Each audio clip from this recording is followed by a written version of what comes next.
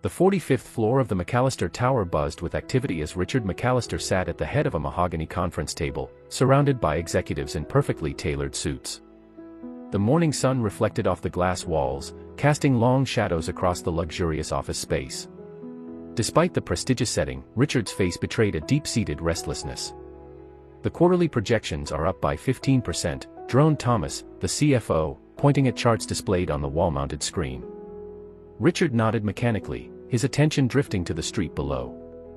From this height, people looked like ants, scurrying about their daily lives. He wondered if she was still down there somewhere, among them. The meeting dragged on, but Richard's mind wandered to 20 years ago. The memory hit him with surprising clarity: Lena's small apartment in Queens, the smell of fresh coffee, and morning light filtering through thin curtains. He remembered her warm brown skin against the white sheets, her gentle laugh, the way she'd touch his face when he was stressed about work. "You're going to own this city someday," she'd said, believing in him more than he believed in himself. His stomach churned as the scene shifted to their last interaction. Lena's voice on his answering machine, growing increasingly desperate with each message. "Richard, please. I need to talk to you. It's important." He'd known what it was about. The pregnancy test she'd left on his bathroom counter had said enough. He'd simply changed his number, moved to a different apartment, and thrown himself into his work. Problem solved. The sound of chairs scraping against the floor snapped him back to the present. The meeting was over. Executives filed out, leaving behind coffee cups and scattered papers. Richard remained seated, loosening his tie. The weight of his success felt particularly heavy today. Meanwhile, on a bustling corner of 6th Avenue, a young black man with dreadlocks tied back neatly stood with a guitar case open at his feet. Darnell McAllister, though he used his mother's surname, Williams, positioned himself strategically near the entrance of a popular coffee shop. His fingers moved skillfully across the guitar strings as his voice, rich and soulful, carried over the street noise. The lunch crowd rushed past, some dropping loose change without looking, others completely ignoring him.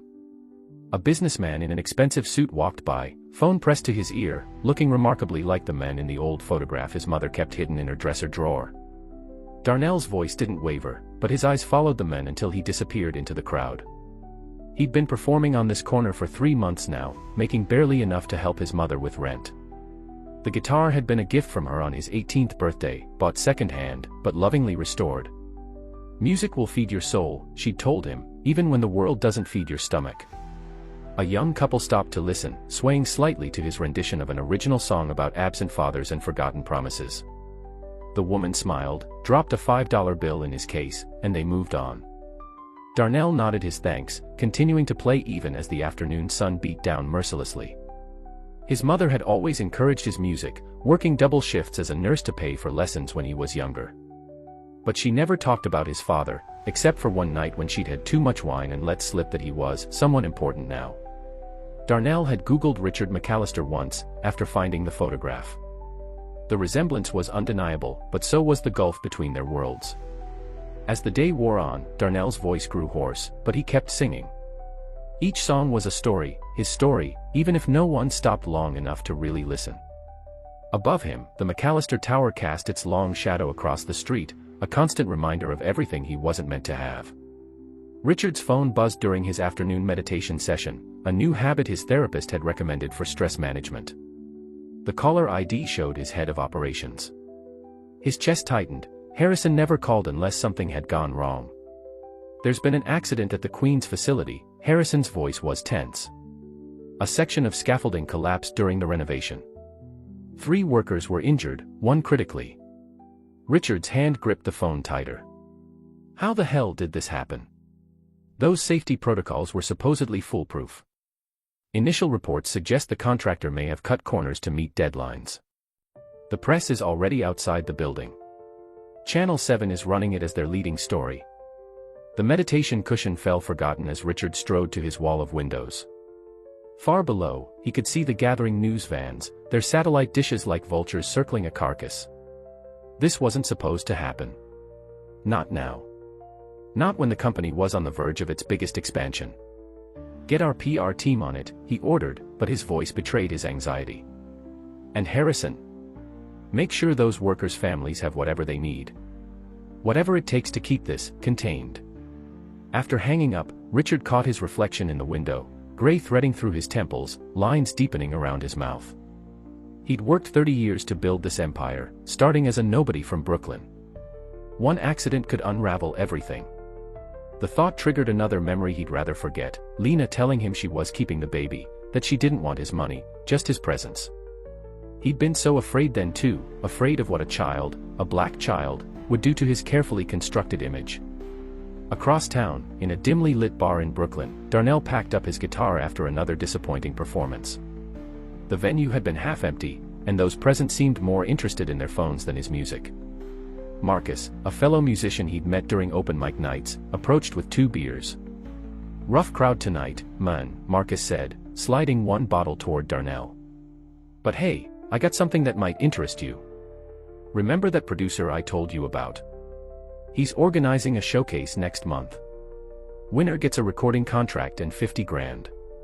Darnell took a long pull from his beer, saying nothing. He'd heard about these opportunities before, they always came with strings attached, hidden costs, broken promises. "You're better than half the acts he's signed," Marcus pressed. "Your original stuff. That song about the shadow of the tower. That's real music, man. Raw. Last showcase I entered cost me $300 in entry fees," Darnell replied, packing his guitar with careful movements. "Turned out to be nothing but a scam. This one's different. The producer's legit. Works with Atlantic Records." Marcus pulled out his phone, showing Darnell a glossy website. "Just think about it. You really want to keep playing corners and empty bars forever?" Back home, in the small apartment he shared with his mother, Darnell sat on his bed staring at old photographs. His mother had kept every school picture, every certificate, creating a timeline of his life on their living room wall. But it was the hidden photo that drew his attention tonight, the one of his father, younger and smiling, his arm around his mother's waist. They looked happy, normal. Like a real couple. His mother's voice carried from the kitchen, talking on the phone about picking up an extra shift at the hospital. She'd worked double shifts his entire life, ensuring he had everything she could possibly provide. But there had always been an empty space, a father-shaped hole that no amount of love could fill. Opening his laptop, Darnell typed "McAllister Tower accident" into the search bar. News stories were already appearing: 3 workers injured, investigation pending, company spokesperson promising full cooperation. A video showed Richard McAllister entering the building, reporters shouting questions he ignored. Darnell studied the man's face, noting their shared features, the same strong jaw, the same way of walking with their shoulders slightly back. He closed the laptop and picked up his guitar, fingers finding the chords to a new song forming in his mind. One about empires built on forgotten foundations, about men who ran from their shadows, about sons who carried the weight of their father's choices. The night stretched on, and somewhere in the city, both father and son lay awake, unaware that their worlds were about to collide. The charity gala at the Metropolitan Museum of Art represented everything Richard usually excelled at: networking, maintaining appearances, controlling narratives. But tonight, something felt off. Perhaps it was the accident still weighing on his mind, or maybe it was the young reporter from the Times who wouldn't stop hovering nearby. "Mr. McAllister," the reporter finally approached, digital recorder in hand. "James Wilson from the Times. Would you comment on the recent allegations about discriminatory hiring practices in your Queens facility?" Richard maintained his practiced smile, though his fingers tightened around his champagne glass. "I'm afraid you're misinformed, Mr. Wilson.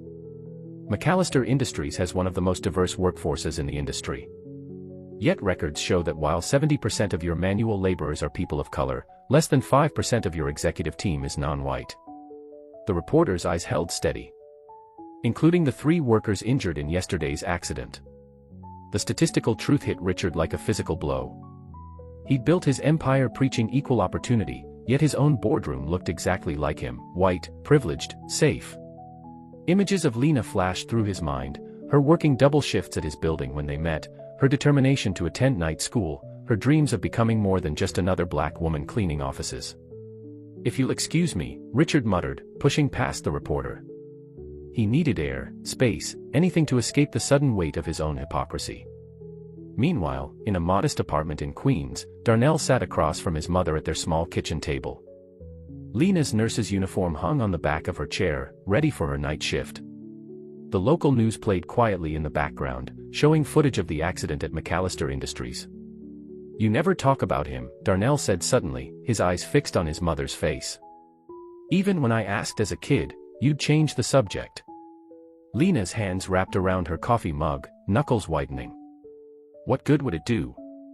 He made his choice a long time ago. Did you love him?" The question hung in the air, heavy with 2 decades of unspoken pain.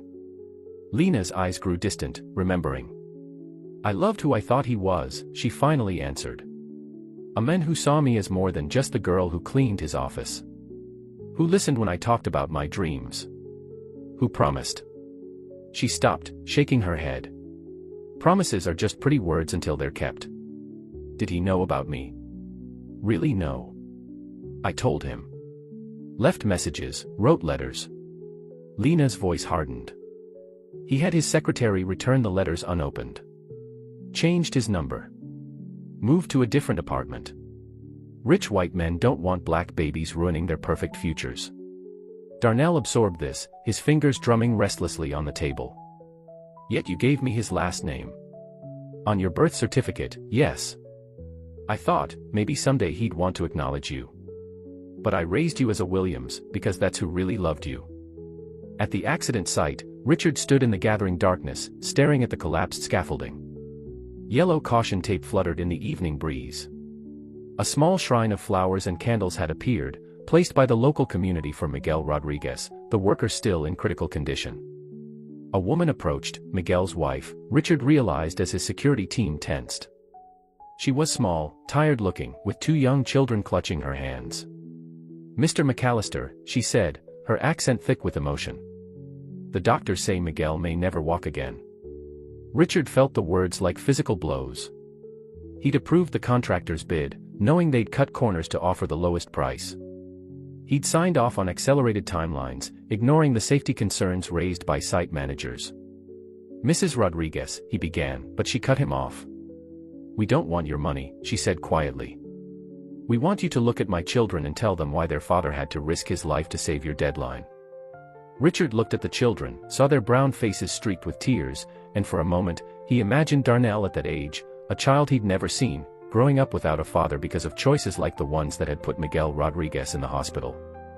The weight of responsibility, of guilt, of years of calculated indifference, pressed down on him like a physical force. He'd spent decades building walls to protect himself from consequences, but now those same walls were crumbling, revealing the cost of his choices. Darnell stared at the entry form for the Atlantic Records Breakthrough Artist Competition, his cursor hovering over the submit button.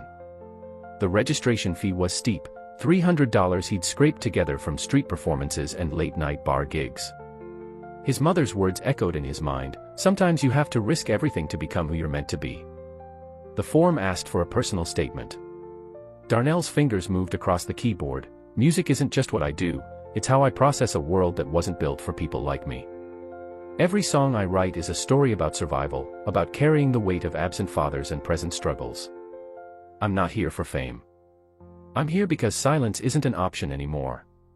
He clicked submit before doubt could stop him. The confirmation email arrived immediately. "Performance slot number 147, scheduled for next Friday at the McAllister Center for Performing Arts."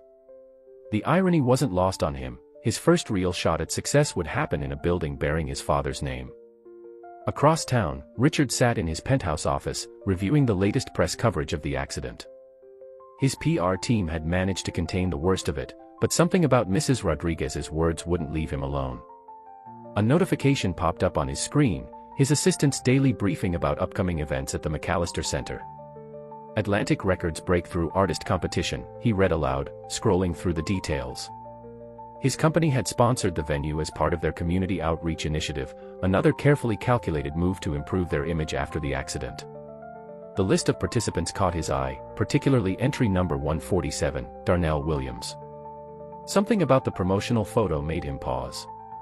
The young man's face struck a familiar chord, the same determined set of the jaw, the same intensity in the eyes.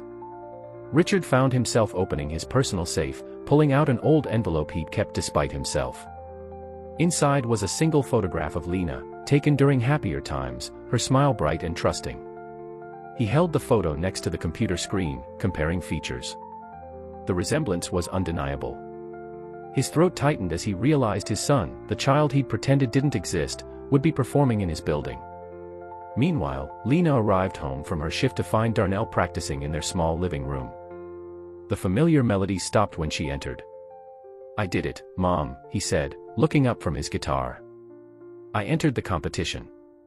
Lena froze, grocery bags still in her hands. "The one at the McAllister Center?" "Yeah." "Why? What's wrong?" She set the bags down slowly, buying time to compose herself. "Baby, there are other venues, other competitions. This is different. Atlantic Records, Mom. A real shot at a recording contract." He studied her face. "Unless there's another reason you don't want me performing there." Lena sank into her worn armchair, the weight of 2 decades of secrets pressing down on her. "That building, it belongs to your father." "I know," Darnell replied quietly. "I've known for a while now.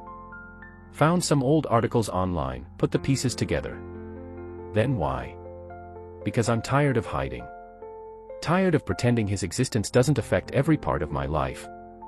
Darnell's fingers traced the worn frets of his guitar. Maybe it's time he knew what he walked away from.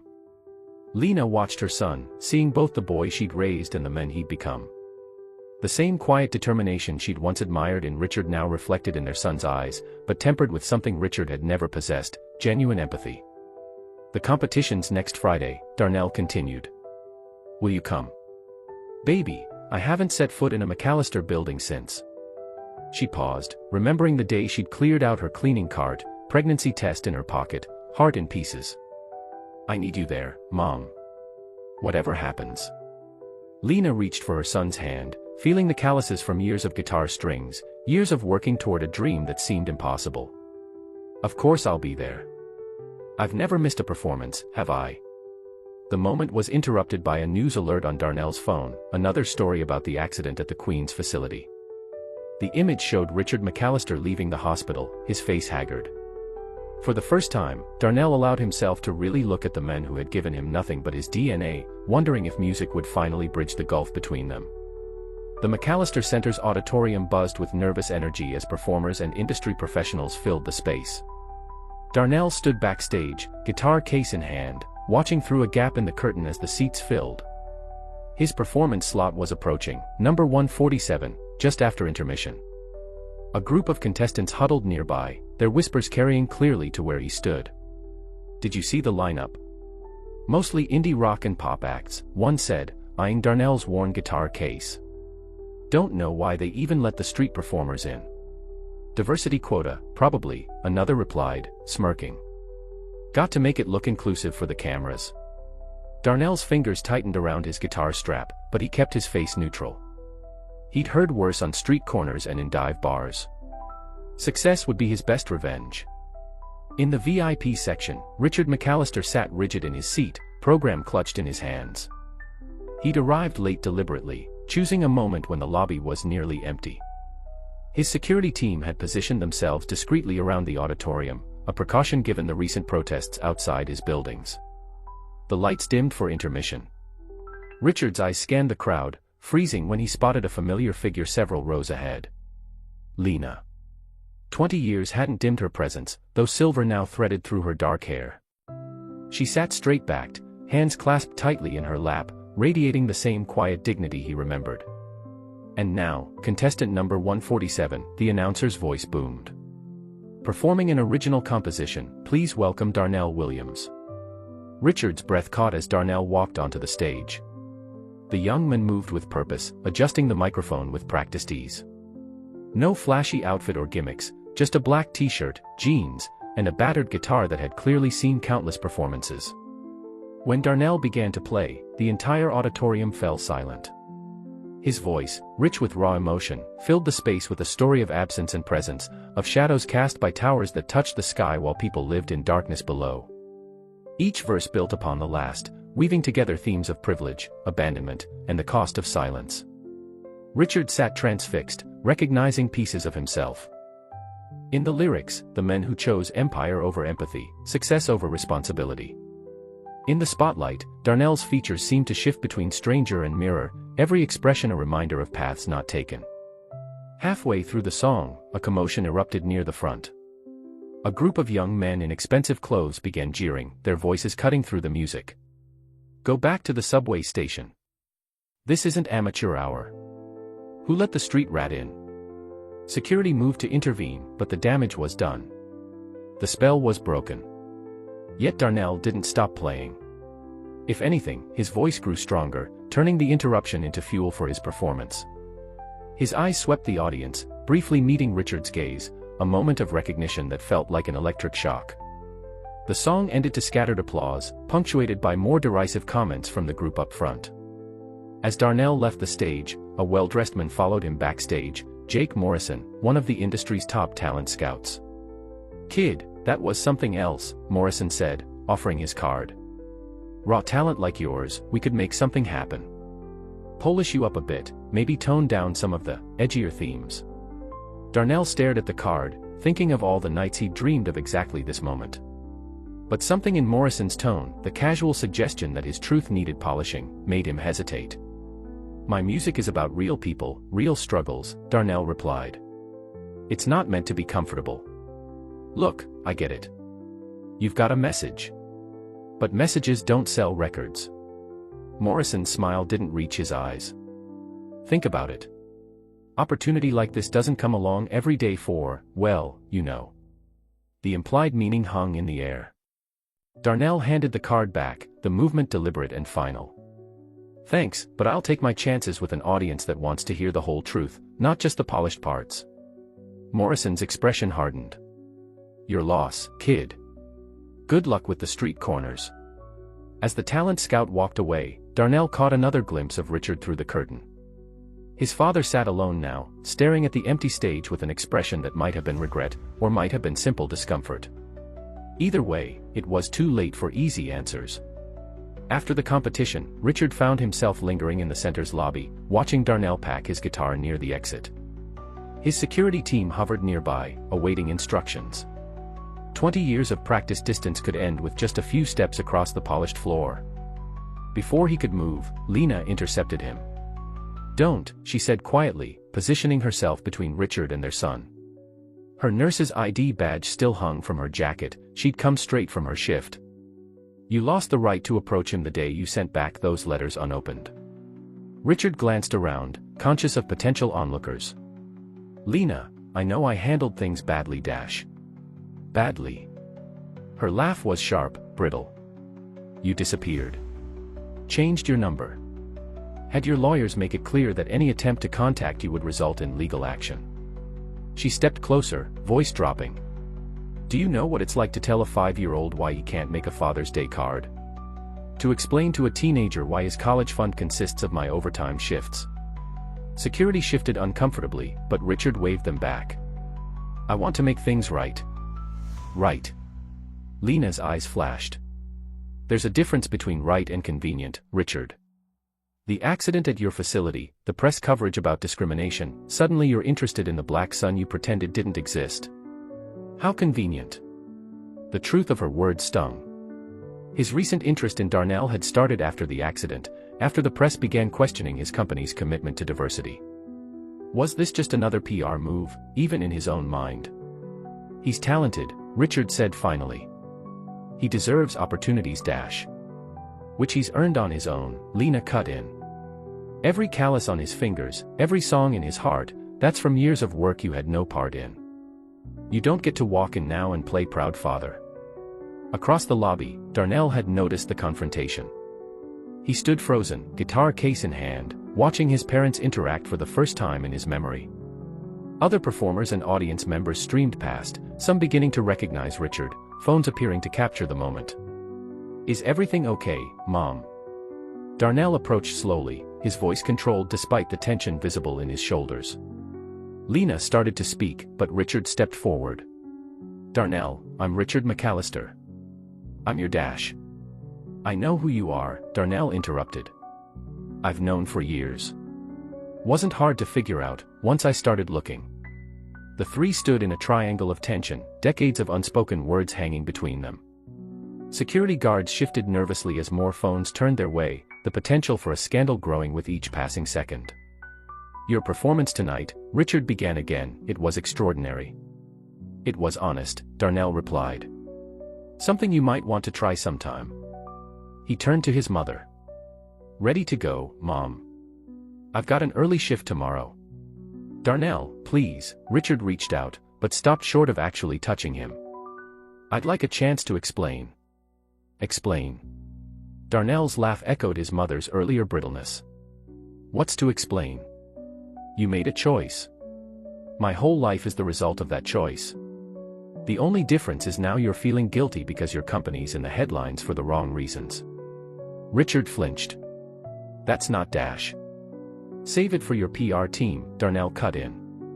"I'm sure they can spin it into something nice and corporate-friendly. Local magnate reconnects with estranged son, proves commitment to diversity." Great headline, right? The gathering crowd had grown, smartphones recording every word. Richard's security team moved closer, ready to intervene, but Richard himself seemed to shrink under the weight of his son's words. Lena touched Darnell's arm gently. "Come on, baby. We've said enough." As they turned to leave, Richard called out one last time. "I was wrong. About everything. I know that now." Darnell paused, looked back. Knowing is easy. Living with the consequences, that's the hard part. But hey, at least you had a choice. Mom and I just had to live with it. Mother and son walked out of the building, leaving Richard standing in the lobby of his own performing arts center, surrounded by whispers and camera phones, feeling more alone than ever in his tower of success. 3 weeks after the competition, Darnell found himself at the front of a protest outside McAllister Industries' main office. The demonstrators, a mix of social justice activists, union organizers, and community members, carried signs demanding accountability for the scaffolding accident and equal employment opportunities. Miguel Rodriguez's family stood nearby, their presence a stark reminder of corporate negligence's human cost. "McAllister built his fortune on our backs," a union organizer shouted through a megaphone. Darnell had connected with the group through social media after his confrontation with Richard went viral. His performance and subsequent exchange with his father had racked up millions of views, turning him into an unexpected symbol of resistance. Darnell pulled out his guitar, starting a melody that had been building in his mind since the competition. The crowd quieted, recognizing him from the viral video. His new song, raw and unfiltered, spoke of broken scaffolding and broken promises, of towers built on foundations of privilege while workers risked their lives on unstable platforms. Inside the tower, Richard watched the gathering crowd from his office window. His PR team huddled around a conference table behind him, strategizing damage control. "We need to show immediate action," Sarah, his head of communications, insisted. "The video of your confrontation with your son has completely changed the narrative. We're not just dealing with a workplace accident anymore, this is about systemic inequality, about personal responsibility." Richard continued staring down at the protest. Darnell's voice carried faintly through the reinforced glass, each word a precise strike at the empire Richard had built. "I'm announcing a new diversity initiative," Richard said suddenly, turning from the window. $50 million for minority education programs, scholarships, job training. "With all due respect, sir," Harrison interjected, throwing money at the problem. "Is exactly what I've always done," Richard finished. "But this time it'll be different. I'm stepping down as CEO." The room erupted in protests, but Richard held up his hand. "Temporarily. I'm going to work on the ground floor. Start with the cleaning crew, like I did 30 years ago. Like Lena did." His team exchanged worried glances. "The board won't like this," Sarah warned. "The board doesn't have to like it. They just have to understand that without real change, we'll lose everything anyway." Outside, the protest had grown. Darnell's music had drawn more people, including local news crews. He'd stopped playing now, listening as Miguel Rodriguez's wife addressed the crowd in Spanish, her words translated by her teenage daughter. "They offer us money," she said, her voice trembling with emotion, as if dollars can replace dignity. "My husband worked for this company for 15 years. Now he cannot walk, cannot hold his children. Where was their concern for diversity and safety before? Darnell stepped forward to support her as she broke down, her daughter continuing the translation through tears. The crowd's energy shifted from angry to somber, the human cost of corporate negligence impossible to ignore. A ripple of surprise moved through the protesters as the building's main doors opened. Richard McAllister emerged, without his usual security detail. He wore a simple shirt and slacks instead of his customary suit, looking oddly vulnerable in the morning light. The crowd's reaction was immediate: shouts, jeers, phones raising to capture whatever would happen next. But Richard didn't approach the protesters. Instead, he walked to the service entrance at the side of the building, where cleaning staff were starting their morning shift. Without a word, he picked up a mop and bucket. Darnell watched his father through narrowed eyes, trying to decode this latest move. Was it genuine remorse or another calculated PR stunt? The protest continued around him, but his focus remained on Richard, who was now cleaning floors alongside the same workers he'd spent decades overlooking.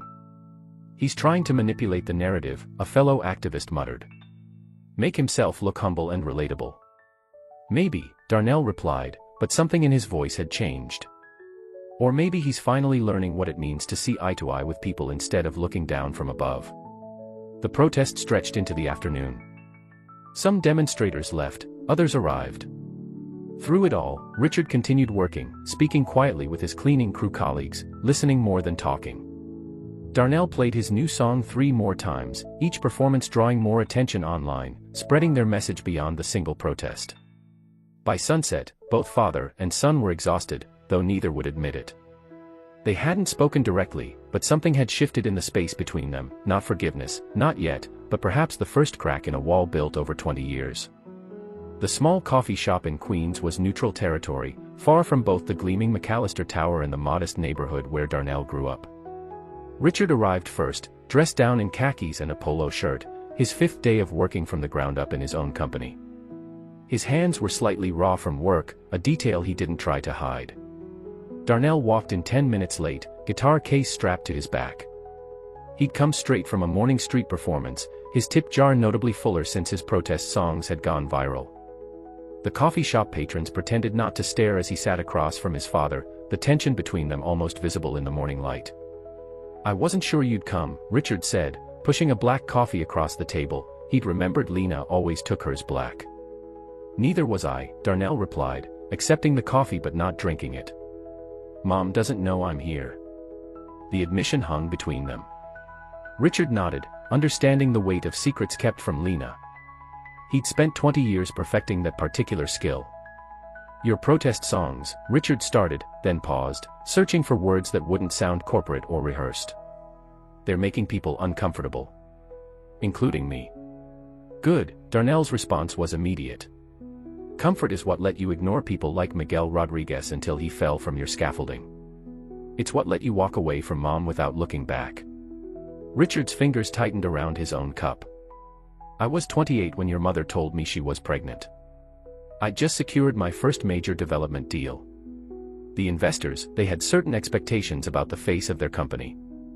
So you chose the investors over your own blood." Darnell's voice was level, but his knuckles whitened around his coffee cup. "You know what's funny? Every time I played on the street outside your building, I kept thinking maybe you'd walk by, recognize something in my face. But you never even looked down, did you?" "I looked," Richard admitted quietly. "Every time I heard music from the street, I looked. But I trained myself not to see. The same way I trained myself not to see a lot of things." A group of customers entered the shop, their chatter momentarily drowning out the weight of 2 decades of silence. When they settled, Darnell spoke again. "Mom worked 3 jobs to put me through music school. Did you know that? She'd come home with her hands cracked from cleaning chemicals, but she'd still help me practice. Never complained, never asked for anything. Just kept telling me that talent means nothing without hard work." Richard stared into his coffee, seeing reflections of choices made and paths not taken. "She was always the stronger one. I used to watch her study for her night classes after her cleaning shift. She had such dreams." "Dreams you helped kill," Darnell cut in. "You know what she told me when I asked about you as a kid? She said sometimes people choose to be ghosts because it's easier than being human." The words hit Richard like physical blows. Outside the coffee shop window, the morning crowd hurried past, office workers, students, cleaning staff. All the people he'd spent years looking past from his tower view. "I can't change the past," Richard said finally. "No one's asking you to," Darnell replied. "But you can't buy your way out of it either. All your new diversity initiatives, your temporary CEO step down, it means nothing if you don't understand why it's necessary." "Then help me understand," Richard's voice cracked slightly. "Tell me what it was like. All of it." For a moment, Darnell just stared at him, searching for sincerity in features so similar to his own. Then he began to speak. He told Richard about the father-son events he'd attended alone, about watching other kids get picked up by their dads while he waited for his mom's bus. About Googling the McAllister name and seeing his own eyes staring back from corporate photos, wondering if anyone else noticed the resemblance. Richard listened, really listened, perhaps for the first time in his life. Each word from his son's mouth carved new lines in his face, etching the cost of his choices into his skin. "I don't expect forgiveness," Richard said when Darnell finally fell silent. "I haven't earned it." "No," Darnell agreed, standing up. "You haven't. But maybe that's not the point anymore. Maybe it's about what you do with the truth now that you can't pretend not to see it." He left his coffee untouched, walking out of the shop with his guitar case held high. Through the window, Richard watched him go, feeling both lighter and heavier than he had in 20 years. The police precinct buzzed with activity at 2 a.m., fluorescent lights casting harsh shadows across tired faces. Richard sat in the waiting area, his casual work clothes still dusty from his shift with the cleaning crew. The past week of working from the bottom up had changed him. His hands were calloused, his designer watch replaced by a simple digital timepiece. Detective Martinez approached with a clipboard. "Mr. McAllister, your son was arrested during the protest at the Queens construction site. Trespassing and civil disobedience." Richard stood, fighting the urge to simply throw money at the problem like he always had. "Is he okay?" Him and 20 other protesters. They chained themselves to the new scaffolding, demanding safety inspections. Martinez checked his notes. He was leading them in some kind of protest song when we arrived. Through the holding area doors, Richard could hear familiar guitar chords and multiple voices singing. Even in jail, Darnell was making himself heard. "I can post bail," Richard started, but Martinez shook his head. "Already been handled. His mother's in there now, filling out the paperwork." As if summoned by her mention, Lena emerged from the holding area, her nurse's uniform wrinkled from a double shift. She stopped short at the sight of Richard. "What are you doing here?" Her voice was tired, lacking its usual edge. "The company security team alerted me about the arrest." Richard stepped forward. "Lena, I need to tell you something. About why I left back then. Now. You want to do this now?" She glanced at the holding area doors. "Our son is in jail, Richard. Because of me. Because of choices I made before he was even born." Richard's voice cracked. "When you told me you were pregnant, I just made a deal with investors they made it clear that their support depended on my image. A black girlfriend, a mixed-race child, it didn't fit their vision of success. So you chose their vision over us." Lena's words were quiet but cutting. "I chose wrong. Every day since then, I chose wrong." Richard ran a hand through his graying hair. "I told myself it was about business, about building something important. But I was just a coward hiding behind dollar signs." The holding area doors opened again, and Darnell emerged, escorted by an officer. His guitar had been confiscated as evidence, but he stood tall, unrepentant. "Both of you came." He looked between his parents, surprise briefly breaking through his defiant expression. "Baby, what were you thinking?" Lena moved to hug him, checking for injuries. "Chaining yourself to scaffolding." "I was thinking about Miguel Rodriguez's kids growing up without their father walking." Darnell's eyes met Richard's. "About how some fathers choose to disappear, and others get taken away by corporate negligence." Richard stepped forward. "The construction site is being completely renovated. New safety protocols, union-approved contractors dash. After someone nearly died, Darnell cut in. After protesters had to shame you into doing the right thing. Just like it took viral videos and bad press to make you acknowledge your own son. The precinct's fluorescent lights hummed overhead as silence fell between them. A desk sergeant coughed awkwardly, pretending not to listen. "You're right," Richard said finally. "I've spent my life reacting to pressure instead of acting on principle.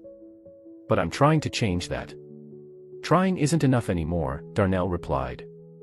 "Not for Miguel's family, not for the workers who risk their lives in your buildings, and not for us." Lena touched her son's arm. "Let's go home, baby. You need rest." "Actually," Richard interrupted, "I'd like to show you both something. If you'll come with me." Mother and son exchanged glances. After a moment, Darnell nodded. "Lead the way, Mr. McAllister." The use of his formal name stung, but Richard accepted it as part of his penance. As they left the precinct, the night sky was just beginning to lighten with pre-dawn gray. A new day was coming, whether they were ready for it or not. The pre-dawn drive took them to the Queen's construction site where Darnell had been arrested hours earlier. Richard's security team had cleared the area, leaving only the ghostly silhouettes of scaffolding against the lightening sky. He led them to a makeshift office, flipping on lights to reveal walls covered with blueprints and documents. "Before I show you this," Richard began, his hand hovering over a particular folder, "I need you both to understand something. What I'm about to share isn't an attempt to buy forgiveness or manipulate the situation. It's about finally doing what I should have done 20 years ago." He pulled out a thick legal document and handed it to Darnell. "This is the original ownership structure of McAllister Industries. When I started the company, I created a trust that would hold 30% of the shares for my firstborn child." Darnell stared at the papers, his hands trembling slightly. "What?" "I never dissolved it," Richard continued, watching his son's face carefully. "Even after I walked away, I couldn't bring myself to undo it. Which means you, Darnell, have been the legal owner of nearly a third of this company since the day you were born." Lena stepped forward, her nurse's pragmatism cutting through the shock. "Why tell him this now?" "Because tomorrow morning, I'm announcing a complete restructuring of McAllister Industries. The company will be divided into two entities. The Construction and Development Division will remain under the current board's control, but the new McAllister Community Development Fund will be independently managed." Richard turned to his son. "With your shares, you'll have controlling interest in the fund." Darnell laughed, but there was no humor in it. "So this is your solution? Try to solve everything with money again?" "No," Richard replied firmly. "This is about legacy. Not my legacy, yours. The fund will focus on affordable housing, arts education, worker safety programs, everything we should have been doing all along. You can use it to make real change, or you can sell the shares and walk away. Either way, the choice will be yours, something I never gave you before." The silence that followed was heavy with 2 decades of absence. Outside, the sun was beginning to rise, casting long shadows through the construction site. "And what about Mom?" Darnell's voice was carefully controlled. "What does she get for all the years she spent raising me alone?" "I can never repay your mother for what I took from her," Richard admitted, turning to Lena. "But I've transferred ownership of the McAllister Center for Performing Arts to a new board of directors. You're the chairperson, Lena, if you want it. The center will become a nonprofit focused on arts education for underprivileged youth." Lena's face remained impassive, but her hands clasped together tightly. "You think this makes up for everything?" "No," Richard shook his head. "Nothing can make up for what I did. This isn't about making amends, it's about trying to ensure that the next 20 years aren't wasted like the last 20 were." Darnell looked down at the documents again, then out at the construction site where he'd been arrested hours earlier. "You know what's ironic?